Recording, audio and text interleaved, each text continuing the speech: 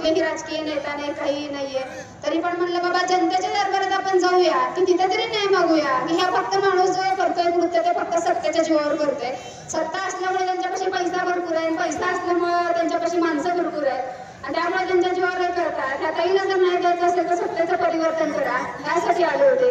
फक्त मुलांनी शिवजयंतीमध्ये फक्त शिवजयंती मिरवणुकीमध्ये नाचलेलं निमित्त झालं, त्याला खांद्यावर उचलून घेतलं गेलं.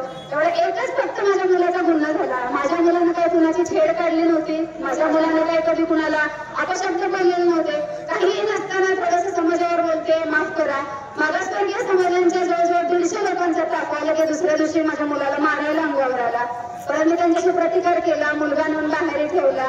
परत त्यांचे 12वीचे पेपर माझ्या मुलाचे बुडले. परत त्यांनी माझ्या मुलावर अॅट्रॉसिटीची केस केली. नंतर 4 दिवसांनी घरामध्ये दरोडा टाकला, ऊस बिल कपात केलं. म्हणजे ऊस बिल प्रशासकाला हाताशी धरून कपात केलं. म्हणजे हा माणूस अख्खं सहकार खातं सुद्धा हातामध्ये हँडल करू शकते. एकतर पोलीस स्टेशनला 12-12, 13-13 तास बसले तर माझी केस कुठल्याही मोहळच्या पोलीस प्रशासनाने घेतलेली नाही.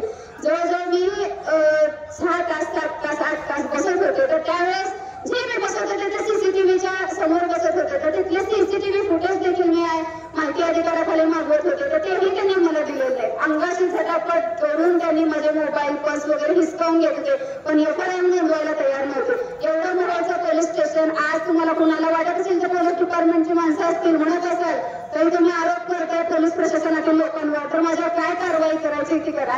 कारण मी प्रत्येक हे सभा आहे ते मी सर्व पुरावे सही शिवकेनेशी बोलत आहे. कारण 1.5 वर्ष ही आई स्वतःच्या पायाची चप्पल झिजवत आज फिरालेली आहे. परत इथून झालं की त्यांनी ऊसबिलही कपात केलं, दरोडा पण टाकला, अॅट्रॉसिटी पण केली, त्याच्या दाखल्यावर शेराही टाकला. परत त्यांना भीती वाटली ही पुढे चालली, काहीतरी आपल्याला त्रास होऊ शकेल म्हणून त्यांनी नगरपंचायत आतापर्यंत 68 वर्ष झालं ग्रामपंचायत ही बिनविरोध आहे अनगरची, आणि त्यांना वाटलं तर नगरपंचायत इलेक्शन लावेल तर माझ्या मतदार तिथूनही त्यांनी नाव गायब केलं. पण आता परमेश्वर मी लगेचच तेवढं गायब केलं म्हणून उपयोग काय झाला. मी लगेचच 15 दिवसांनी नोंदवलं, आता माझं आणखी नाव आलं.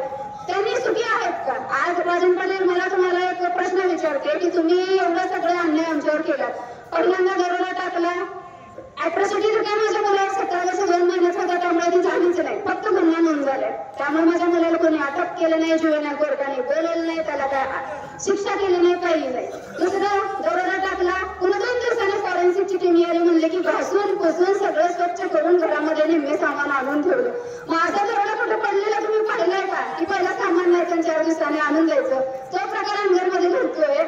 बघा कोणतरी घर वगैरे तिथे घेऊन बघा, म्हणजे कळतं की त्यांच्या विरोधात गेलं की काय होतं ते झालं. परत शाळेचा दाखल्यावर गेला तर दाखलाही एका रिक्तकडून दिला, पण मी तो घेतला नाही. माझ्या मुलाच्या शिक्षणाची सोय करा, मी त्याशिवाय घेत नाही म्हणलं. आता तो दाखला तसंच शिक्षण अधिकारीकडे पडून आहे की त्यांच्या त्या निलंबनाची ऑर्डर काढली मुख्याध्यापकाची, तो आता ह्या आचारसंहिता संपल्यानंतर निलंबित होणारच आहे.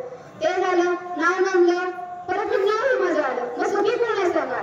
आज जवळजवळ तुमच्या सगळ्यांचे शेअर्स असतील त्या अनेक कारखान्यावर 10,216 शेअर्स आहेत. कुणाला विचारून एका रात्रीतून तुम्ही कारखाना खासगी करून घेतलात.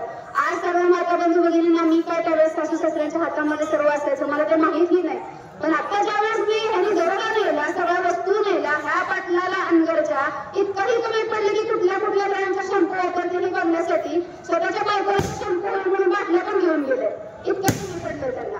आज तर बाळराजाच्या आणि राजन पाटलाच्या दोन्ही मुलांच्या हातात जे असतील ना, ती घड्याळ माझ्या पोराचे, माझ्या चप्पल जे असतील ना ते त्यांच्या घरात आहे. मग तुमच्यापेक्षा मी सुखी आहे की मी तुमच्यापेक्षा मोठी आहे की माझ्या वस्तू तुमच्या हवेलीत लागले. उलट मला ते अभिमान वाटायला की आंबेडकर पाटलाच्या 50 कोटीच्या हवेली उज्ज्वला कुठेच्या वस्तू लागल्या.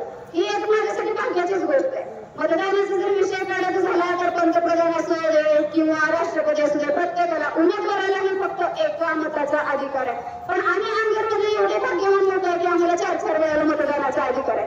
इथं काय आहे का कसं सांगा, तर म्हणजे इथं पण सीसीटीव्ही वगैरे लावता येते, कारण आम्ही आता तिथे सीसीटीव्हीची डबल मागणी केलेली आहे. पोलिंग एजंट वेगवेगळे नेमलेले आहेत की आता तर काय निवडणूक अधिकारी काय पूर्ण करतील ते करतील, पण सध्या आम्हाला तरी 4 मतदानाचा अधिकार आहे. यशवंत माने साहेब ते म्हणतात ना, मी 21,699 मताच्या आघाडीने आलो, तर या आईचं शाप आहे तुम्हाला. 1.5 वर्ष झालं ती कोणत्याची दखल घेतली नाही. यावेळेस जनतेने म्हणत आणलं तर तुम्हाला फक्त आणि फक्त 21,699 मतं पडणार आहे.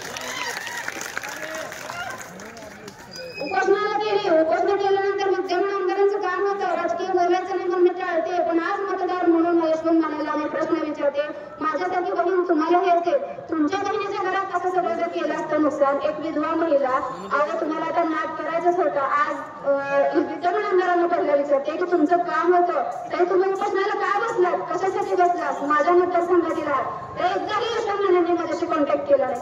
मी एकदा विचारलं दादा तुम्ही का मला सपोर्ट केला नाही, मी उभारले इथं मी आले, तर ते म्हणतात नाही अप्पर तहसीलच्या विषयाचं पलीकडे उपोषण चालू आहे आणि ती लोक मला काय करते. म्हणजे विद्यमान आमदार तिथे यायला अप्पर तहसीलच्या माहिती आहे तुम्हाला मनात का ते काय म्हणतात अप्पर तहसीलचं तिथं उपोषण चालू होतं ते तिथं लोक नव्हती. मग माझ्या जीवाला काय झाल्यावर काय करू म्हणून मी तुमच्या उपोषणात आलो नाही.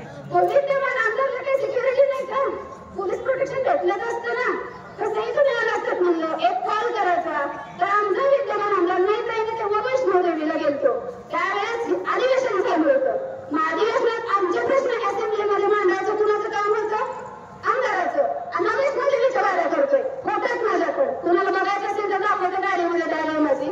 राजकीय बोलायचं नाही हो, राजकीय बोललं की वेगळं लागतं. माझी व्यथा मला सांगायची म्हणून मी इथे येत असते.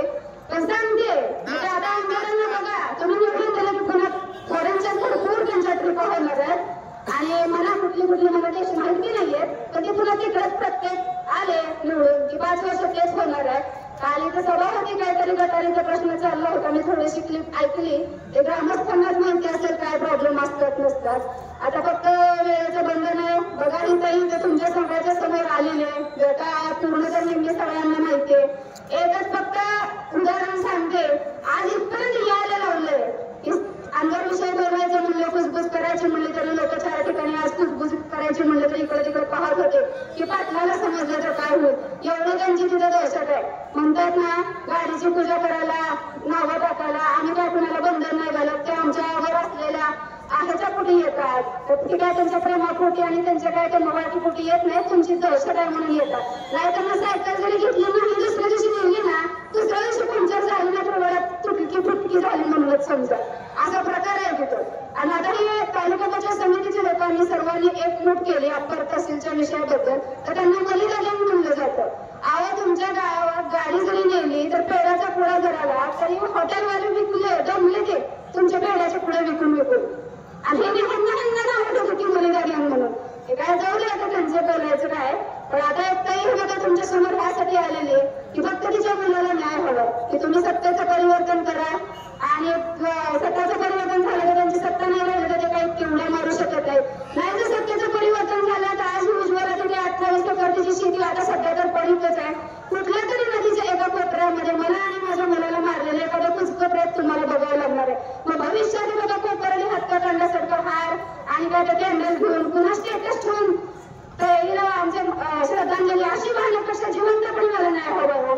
एक छोटीशी कथा सांगते आणि माझं भाषण संपवते की मी काल ही एक कथा सांगितली की ती कथा सांगताना मला माझ्या डोळ्यात पाणी येते, पण ती मी त्याची फक्त एका छोट्या चिमणीचे फक्त आदर्श घेतलाय. तुम्ही सगळेजण सोशल मीडिया वापरता, प्रत्येक तुम्ही ती वाचलेली असेल. छोटस म्हणजे एक छोटस जंगल होतं, त्या जंगलामध्ये खूप असं मोठी आग लागलेली होती आणि सगळे प्राणी पशु पक्षी सगळे इकडे तिकडे पळत होते आणि फक्त एवढंच की एक चिमणी होती आणि ती चिमणी काय करायची असं पुढे थोडं जायची, नदीवर जायची, तिच्या चोचीमध्ये बसायला थोडं पाणी घ्यायची आणि येऊन त्या आगीवरचं पाणी टाकण्याचा आणि विझवण्याचा प्रयत्न करत होती. सगळे प्राणी घाबरले. ती म्हणत होते आता तुम्ही एडी झालीस का, आता तुला जीव राहील का, काय तुम्ही विझवण्याचा प्रयत्न कराली, हे वनवा खूप मोठं आहे. तर ती चिमणीने डोळ्यात पाणी येऊन म्हणलं की वनवा पेटणार आहे, हे भिजणार नाही मला माहितीये, पण तिथे समोरच्या त्या झाडावर ना माझं घरट आहे आणि माझ्या त्या घरटात माझं बाळ आहे, म्हणजे तिथं ते पिल्लू आहे. तसं माझा हा एक मुलगा आहे, आज तो शिक्षणापासून 1.5 वर्ष झालं वंचित आहे. भले त्याचा दाखला रिक्त करून दिला तरी आम्ही रिक्त करून